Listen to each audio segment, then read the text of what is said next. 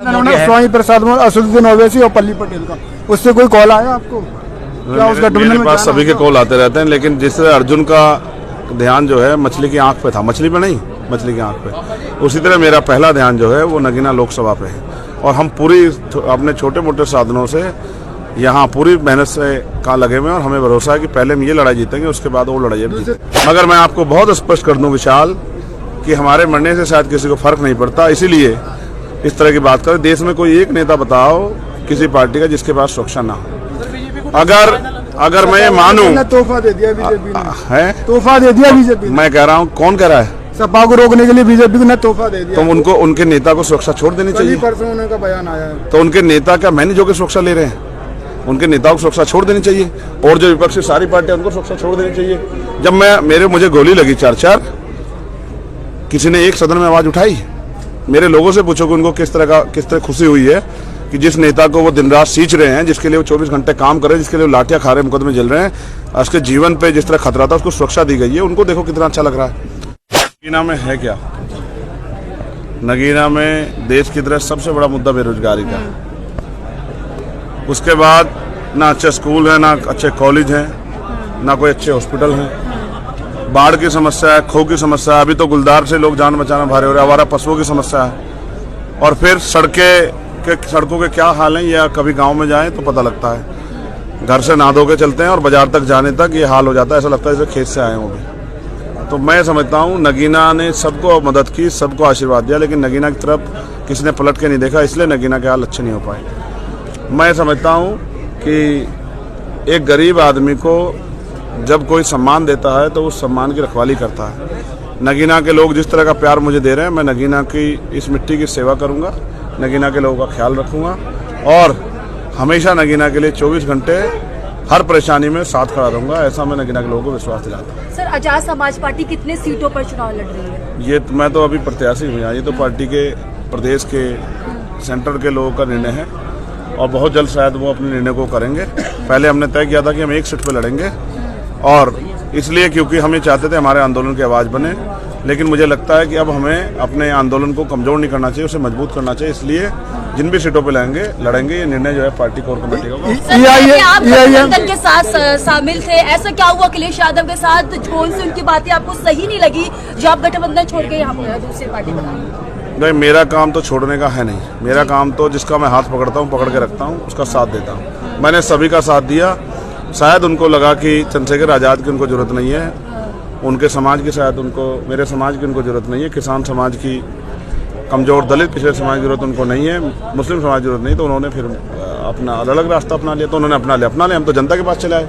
Sir, Akhilesh दोस्त या धोखेबाज, किससे आप लोगों की टक्कर अब की बात? हमारी टक्कर तो भारतीय जनता पार्टी से है जी। नया पीडीएम गठबंधन स्वामी प्रसाद असदुद्दीन ओवैसी और पल्ली पटेल का, उससे कोई कॉल आया आपको?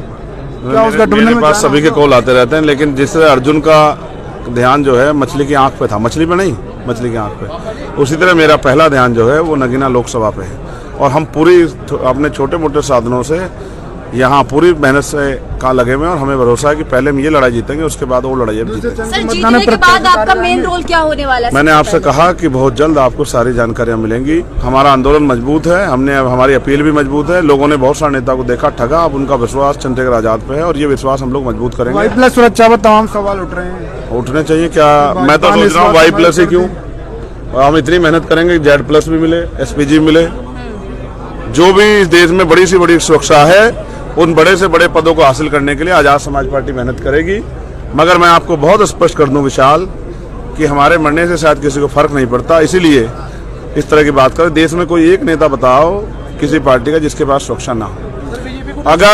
अगर मैं ये मानूं, तोहफा दे दिया बीजेपी ने, है तोहफा दे दिया बीजेपी। मैं कह रहा हूँ, कौन कह रहा है? सपा को रोकने के लिए बीजेपी ने तोहफा दे दिया। तो उनके नेता को सुरक्षा छोड़ देनी चाहिए। परसों उनका बयान आया है। तो उनके नेता क्या मैनेजर की सुरक्षा ले रहे हैं? उनके नेताओं को सुरक्षा छोड़ देनी चाहिए। और जो विपक्ष की सारी पार्टियां उनको सुरक्षा छोड़ देनी चाहिए। जब मुझे गोली लगी 4-4, किसी ने एक सदन में आवाज उठाई? मेरे लोगों से पूछो कि उनको किस तरह खुशी हुई है कि जिस नेता को वो दिन रात सींच रहे हैं, जिसके लिए वो 24 घंटे काम कर रहे हैं, जिसके लिए वो लाठियां खा रहे हैं, मुकदमे जल रहे हैं, उसके जीवन पे जिस तरह खतरा था उसको सुरक्षा दी गई है। उनको देखो कितना अच्छा लग रहा है। और मैं फिर कह रहा हूँ, मेरे विरोधियों की मुझे परवाह नहीं है, मुझे मेरे साथियों की, समर्थकों की और मुझसे प्यार करने वालों की ज्यादा परवाह है। आपको सही हो आप चाहे चाहते गलत, मैं जिंदा रहूं, हर कोई चाहता है, तो हर कोई चाहता है, तो फिर कोई बात। पर आपके विरोधी नहीं चाहते। उनके पेट में इतना दर्द क्यों हो रहा है आपकी सुरक्षा? उनसे कहो दवाई ले ये लें। रुतबा नहीं दिखा जा रहा आपका। उनसे कहो दवाई ले लें, डॉक्टर बहुत है, डॉक्टर सस्ते डॉक्टरों से इलाज कराएं, महंगे डॉक्टरों से इलाज ना कराएं, महंगाई बहुत है। मतदान के बाद क्या समीकरण बदलेंगे? मतदान के बाद क्या समीकरण बने, फिर जाके आदमी जहां पार्टी चुनाव लड़ाएगी वहां जाके मेहनत करेंगे। हम तो वर्कर हैं पार्टी के, सामान्य वर्कर, मेहनत करेंगे। आज सम्मेलन हुआ, किसान सम्मेलन, इसके बाद अब क्या? देखो ये जितना संघर्ष यहाँ हमारे लोगों ने किया, हमारे बड़े बड़े नेताओं ने गाँव में गली गली में जाके, राष्ट्रीय स्तर के हमारे नेताओं ने कार्यकर्ता की तरह काम किया, ये उन्हीं की मेहनत का फल है जो आज धरती जो है मजबूत हो रही है। आज किसानों ने समर्थन किया। अब इस 7 तारीख को हमारा शेड्यूल कास्ट के वाल्मीकि समाज का सम्मेलन है, फिर हमारे और जातियों का सम्मेलन है। हमने कल प्रजापति समाज के लोगों ने सम्मेलन किया था, उससे पहले पाल समाज, कश्यप समाज के लोगों ने सम्मेलन किया था, सैनी समाज ने। इस तरह से दलित वंचित समाज की सभी जातियां अपनी बात को मजबूत करने के लिए वो सब फैसला ले चुके हैं कि अब तक जिनको हमने नेता बनाया वो तो बेचारे अपने सुख सुविधा और पेंशन और तनख्वाह के लिए राजनीति कर रहे थे। एक पहला आदमी ऐसा चंद्रशेखर आजाद है जो उनके लिए 24 घंटे 7 दिन खड़ा है और 11 साल से मुकदमे भी झेल रहा है, लाठियां भी खा रहा है, सरकार के झूठे आरोप और जुल्म का सामना। ऐसा आरोप मुझे ऊपर मुख्यमंत्री जी ने भी लगाया था हाथरस की घटना के बाद कि उनको फंडिंग हुई है। मैंने उनको भी चैलेंज किया था कि अगर 1 रुपए की फंडिंग आप साबित कर दो तो जो सजा आप दोगे, आज ही राजनीतिक संन्यास ले लूंगा, आप ट्विटर पे आप चेक कर लेना, एक्स पे, वरना आप माफी मांगना। तो मैं कह रहा हूँ, तो आरोप तो हम पे सदियों से लगते आए। बाबा साहब पे आरोप लगे, माननीय काशीराम साहब पे आरोप लगे, फूले साहब पे आरोप लगे, और इन आरोपों से डर जाएंगे तो हमारा काम कौन करेगा? हमारे मरने से किसी को तकलीफ थोड़ा होती है। कोई विपक्ष का एक नेता, अभी कल ही एक घटना हुई है आपको अगर याद हो, मुरैना की, जिसमें एक माँ वीडियो वायरल करके कह रही थी कि चंद्रशेखर बेटा हमारी मत का, उनकी बिटिया को कुछ गुंडे उठा ले गए हैं और रेप करके हत्या कर दी, ऐसा उस माँ ने बताया। मुझे जब वीडियो मिली तो मैंने उनको लिखा कि माँ घबराओ मत, रो मत, कल टीम पहुंची। कल टीम वहाँ पहुंची, किसी और को तकलीफ हुई? किसी और पार्टी के नेता ने, समाजवादी पार्टी के नेता ने, कांग्रेस पार्टी के नेता ने, और किसी पार्टी, भाजपा के नेता ने, किसी जिनकी सरकार है, उन्होंने किसी आदमी को भेजा मदद करने? अभी तो चंद्रशेखर पे ताकत नहीं, जिस दिन ताकत होगा ये गुंडे छोड़ के भाग जाएंगे यहाँ से, किसी बहन बेटी तरफ आंख उठा के भी देखेंगे। ऐसा माहौल आएगा कि हर आदमी खुशहाल महसूस करे। जो अधिकारी कर्मचारी घूस लेते हैं, घूस छोड़ के इंसान बन के काम करेंगे, सुबह दफ्तर में टाइम से पहले आएंगे और टाइम के बाद दफ्तर से जाएंगे। सर, कई बार आप कहते हैं कि मेरे पूरे परिवार ने बीएसपी को वोट दिया, उसी बीएसपी के नेता पहली चुनावी रैली की घोषणा ऐलान यही 6 अप्रैल से करने जा रहे हैं। मैं उनका स्वागत करता हूँ उनकी रैली में। मैं आजाद समाज पार्टी के लोगों को भेजूंगा, मैं खुद आजाद समाज पार्टी के लोगों को उनकी रैली में भेजूंगा, जिससे कि उन्हें रैली में नहीं, समर्थन में, उनको रैली में ये महसूस ना हो कि भाई भीड़ कम है। लंगिना की जनता तो मन बना चुकी। उन्होंने बहुत सारे, देखो बाबा साहब ने कहा मैंने रानी का पेट चीर दिया, आज के बाद राजा बैलेट बॉक्स से तैयार होगा। तो थोपने से कोई नेता नहीं होता है, तो समाज देख रहा है कि कौन लड़ रहा है, मर रहा है। बहन जी भी 13 अप्रैल को रैली करेंगे। अगर वो कह दे, याद दे, तो मैं उनके स्वागत में खुद ही चला जाऊंगा।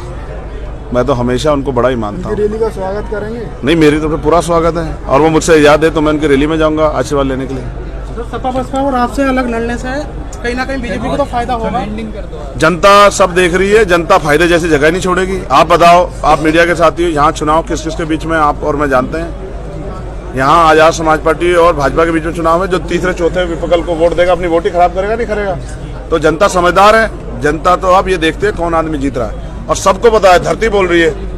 जितनी मेहनत हमारे नेताओं ने यहाँ की है जमीन में, बब्बू और तमाम हमारे साथी नेता जो यहाँ मेहनत कर रहे हैं, आलोक भाई और सब लोग, 650 गांव तक मैं खुद चला गया और कोई गांव ऐसा नहीं बचा जहां हमारी बूथ कमेटी संगठन ना हो। और गांव में नेताओं को बैठना नहीं दे रहे हैं, पैसे दे के लोग प्रोग्राम करवा रहे हैं, कुर्सी भी अपनी दे रहे हैं, लेकिन हमारे यहाँ लोग लड़ रहे हैं कि हमारे गांव में नहीं आ रही, हमारे गांव में नहीं। मैं हाथ जोड़ जोड़ के जान बचा रहा हूँ कि चुनाव के बाद आ जाऊंगा, चिंता मत करो, चंद्रशेखर आपके साथ हमेशा रहेगा। मुख्तार अंसारी जी की डेथ पे अखिलेश यादव ने अपने ट्वीट किया, उन्होंने नाम तक नहीं लिखा, जबकि मुस्लिम समाज उनको बेतहाशा वोट देता आया है। यार मैं वहाँ जाना चाहता था, लेकिन यहाँ जहाँ मैं अखिलेश जी ने नाम नहीं लिखा अपने ट्वीट। यहाँ मैं जब जहाँ हूँ वहाँ से फ्लाइट की व्यवस्था नहीं हो पाई और बाकी साधन मेरे पास नहीं है कि मैं तत्काल हेलीकॉप्टर लेकर उड़ जाता, तो इस वजह से मैं जा नहीं पाया। मुझे इस बात का दुख है कि एक बहुत बड़ा नुकसान पूर्वांचल के लोगों को हुआ। एक मसीहा ने जो है वो आज इस दुनिया में नहीं रहा। आजम खां का भी आपने जिक्र किया। हाँ, मैंने जिक्र किया। मैं मानता हूँ उनकी जान को भी खतरा है, हो सकता है कभी भी उनके साथ भी कोई दुर्घटना हो। देखो मैं कहता हूँ, जिसने जो अपराध किया है उसकी सजा उसको कानून व्यवस्था द्वारा मिलेगी, लेकिन अगर गोलियों बंदूकों से बुलडोजर से न्याय करोगे तो फिर न्यायपालिका की जरूरत ही खत्म हो जाएगी। फिर न्यायपालिका को उखाड़ के बाहर फेंकना पड़ेगा, फिर जजों की जरूरत नहीं रहेगी। अखिलेश यादव खुल के साथ उस वर्ग के साथ क्यों नहीं आ पा रहे जिनको कई बार मुख्यमंत्री बनाया? अब ये तो उनको देखना है, वो वर्ग भी देख रहा है। समझ पा रहे हैं वो वर्ग? हाँ वो अरे यहीं देखो आप जाके पता लग जाएगा। सम्मेलन में जाट समाज बहुत ज्यादा आगे आया है। तो आपको इस बात की खुशी है दुख है? नहीं, खुशी है। तो भैया तो बहुत अच्छी बात, खुशी होनी चाहिए भाई। जो जानते हैं, देखो किसान ये जानते हैं, मैंने 13 महीने उनकी लड़ाई लड़ी और जब पहलवान बेटे को एक जाति की बेटा बता के अपमान किया, खींचा गया, चंथे का सीना ठोक के खड़ा था, उसके ऊपर गोलियां भी चलाई गई, तो वो समाज भी बहुत स्वाभिमानी समाज है। और वो बार बार कह रहे हैं, वो तो कह रहे हैं कि हम एहसान का बदला एहसान चुकाओ। मैं कह रहा हूँ कि मैंने कोई एहसान नहीं किया, क्योंकि बहन बेटियों के सम्मान की रक्षा करना तो सदियों सदियों देश में चलाया। और हम तो हमारे महापुरुषों ने सिखा। बाबा साहब ने कहा, मैं किसी भी समाज की तरक्की उस समाज में रहने वाली महिलाओं की तरक्की से माप। साथियों, जैसा कि आपको पता है, बी मिशन टीवी हमेशा ग्राउंड जीरो की रिपोर्ट आपके बीच रखता है। अगर आपको हमारा काम पसंद आता है तो बी मिशन टीवी को आर्थिक मदद करें, जिससे कि हम यूं ही निरंतर ग्राउंड लेवल पर काम करते रहें। स्क्रीन पर दिख रहे QR कोड को स्कैन करें और अपने दान की राशि बी मिशन टीवी के खाते में भेजें। QR कोड के अलावा आप हमारी UPI ID bmissiontv@ybl पर भी मदद भेज सकते हैं। जय भीम।